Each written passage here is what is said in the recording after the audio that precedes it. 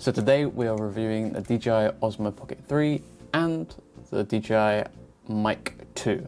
This comes together as the DJI Creator Bundle and it's pretty good. The first impressions are it's very well made. It has very good quality for its size. I wouldn't say price because you can definitely get cameras, full-size cameras at this price that would have better quality. But for its form and function, it's very impressive. It's handheld, can easily fit in your pocket as per the name. It has very good audio because of the DJI Mic 2 that's included as part of the bundle, or you can buy separately. And the actual internal audio on the DJI Osmo Pocket 3 is very, very good. It's very clear. There are some issues with it, but overall it's very usable for short form or long form content as well. So this is the sound of the internal audio and how it sounds normally without any sort of microphone attached. I'm about arm's distance away and you can just tell how the quality is. So let me know what you think about this sort of quality, whether it's good or bad, and whether you would use it itself. This is the Mic 2 and how it sounds about an arm's distance away from my mouth. That was a bit odd to say. This is what it sounds like with the DJI Mic 2 and how it would be if you're recording outside with a little bit of wind and noise chatter. This is in a studio environment, so it might be a bit different, but it gives you a general idea of how it might sound. This is what it looks like with the normal lens on the Osmo Pocket 3. But if I take the wide angle lens that is purchasable on the DJI website or Amazon and put it on, then this is how it changes the perspective and field of view. So it should provide a bit more viewing distance and angles on the outer regions and allow for more to be captured in the frame. It does provide a little bit of distortion, but it's not too much to be overly noticeable. So I'm going to test out the range of the microphone and see how good it is when paired with the DJI Osmo Pocket 3 in Bluetooth mode and whether it can actually work through walls. So as you can see, I'm going to start walking away from the DJI and close this door and see when the connection sort of goes. I've closed the door and I'm sort of walking throughout where I live, pretty far away now, roughly 2 to 3 meters between a few doors. So if you can still hear this, it means the connection is quite solid and can work through multiple areas. So to take this test one step further, I'm going to go downstairs and see whether the Bluetooth range actually works between floors as well. So I live a bit high up, so I'll see how many floors it takes for the voice to disconnect.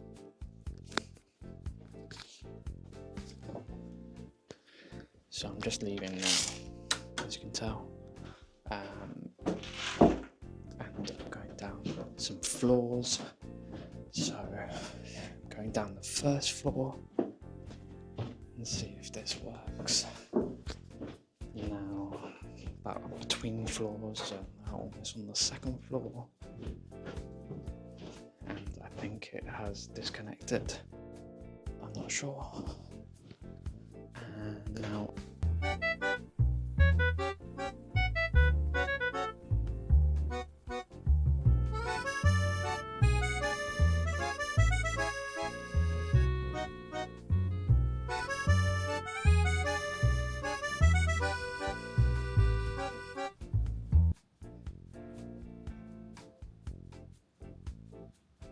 at the point how long it takes to reconnect. And I'm back. So let's see how that tested. For the mic construction, it is very well made. It's very solid, durable. It has a magnetic clip that it comes with, so you can magnetically attach it to yourself or clip it on to whatever you want as well. I like the design. It's see-through, so you can see the internal components. It's very nice. It's always nice when companies do that. And the pop filter is very nice material and easily attachable, and it's great. There's no sort of comments for the mic. I haven't tried the onboard recording feature. I think it's probably as good as the Bluetooth, and if you get the transmitter as well, this comes as a separate bundle by itself if you just want 2 microphones and a transmitter and don't need the DJI Osmo Pocket 3. I think it's very well made. It lives up to the quality of the sort of Rode ecosystem, and I think DJI has done a really good job with this. And there's not much improvements apart from potentially a bigger battery size. However, I haven't had any issues with the battery size on this at all. There are a few points on the DJI that I think they should improve on. First of all, the magnetic feature of the top. So it is quite flimsy. You can just move it when it's powered off. It can lead to potential damages as well if you're not careful. So that's definitely one that I'd say look out for. One of the things with the rotating screen as well is that it is potential to break if you treat it badly. So if you push on the sides here, it does feel a bit flimsy because of the rotating mechanism, but it is very useful in terms of form factor that you can flip it, and it's got a good feel. It's very ergonomic and sort of is nice to play around with in that sort of sense. Similarly to other sort of cameras, there is a wide range of accessories and add-ons that you can add. So with the DJI Osmo Pocket 3, there's a variety of magnetic clip-on lenses that can produce different image quality and varying focal length.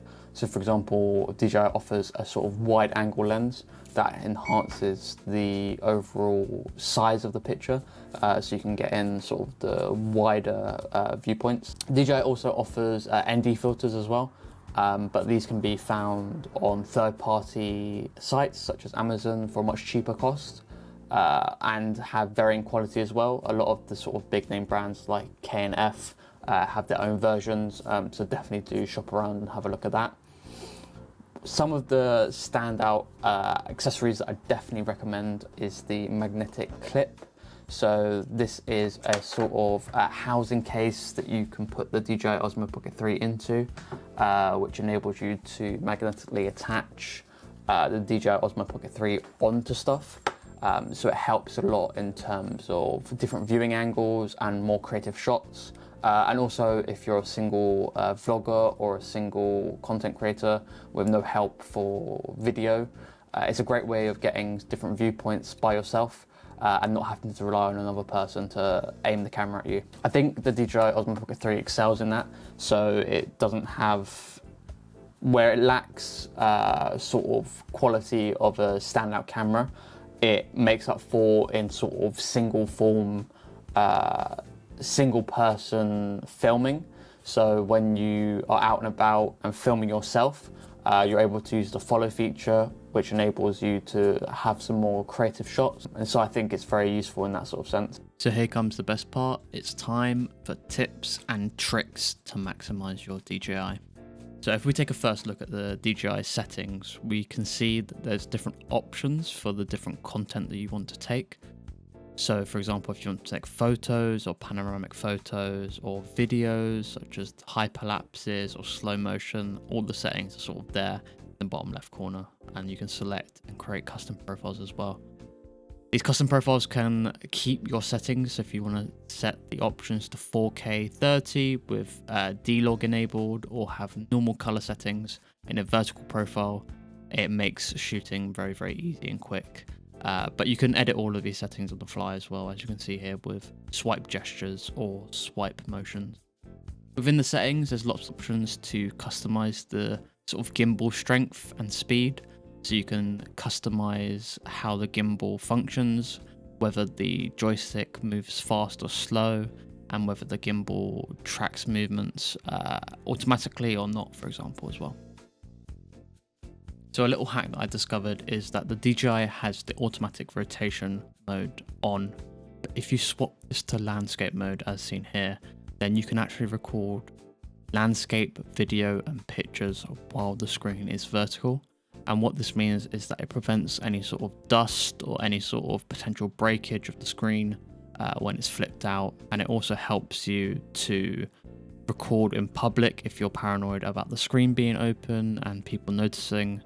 And it also just is good for sort of managing screen health in general. And to enable this to be quicker, you can also put this on a special setting. So if you have it on a sort of custom profile, then it makes it a bit quicker to sort of swap between as well. So here we have an example of the various sort of recording modes. So you have follow, first person view, first person tilted, and I believe one more.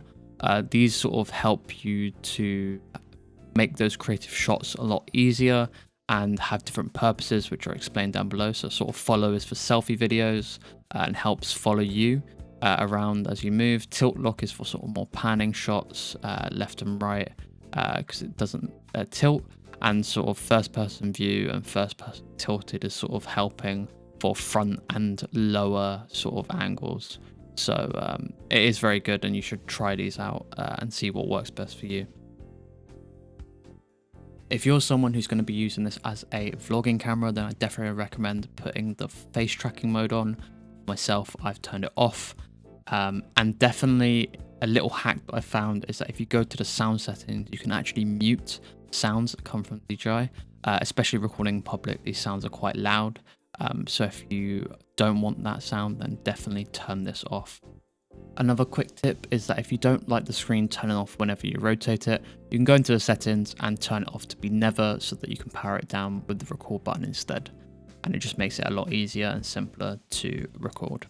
Another tip that I found is that if you put the slider controller onto zoom, it's much more easier to control the DJI because the zooming is on the screen and controlled by the slider on screen. If you put it on gimbal, then the zoom is controlled by the joystick and it makes it a bit clunky for up and down movements instead. Another setting to potentially check out is definitely the timer setting for powering off automatically. This can be found in the settings and can be set to whatever preference you'd like. Personally, I think picking a longer time would be better, but the option is down to yourself. Here's some stop motion footage of me just playing Tekken. I'm working at home of the hyperlapses and the motion lapses. The motion lapse was the first one with the motion all built in, so I didn't have to touch it. And this is a hyperlapse which can be set to any sort of parameter up to 30 times speed as well. So what did you guys think? That was my personal review of the Osmo Pocket 3 and the DJI Mic 2. I think the DJI Mic 2 is a great addition to any creator's kit, but the Osmo Pocket 3 could be better if you are just doing studio recording. If you're a solo content creator and love vlogging and want a simple to use format with great colors and better than phone quality, then definitely get the DJI Osmo Pocket 3. But if you want to do high quality photography or high quality video recording, then you might be able to pick up a mirrorless camera at a much cheaper price than the DJI Osmo Pocket 3 in a used section online. But that's all maybes. You could also definitely pick up DJI Osmo Pocket 3 at a much cheaper price used. So do look out and go for whatever's best for your use case. I'd highly recommend, if you're a solo vlogger that travels a lot, then the DJI Osmo Pocket 3's mobility and quality will definitely be an improvement over whatever you're using currently, as long as it's not a high-end camera that has good lenses attached. Thank you for watching all the way through, and if you like this video, please leave a like and subscribe, as it definitely helps out the content and this channel as I decide to grow and do more tech and game reviews. Bye for now.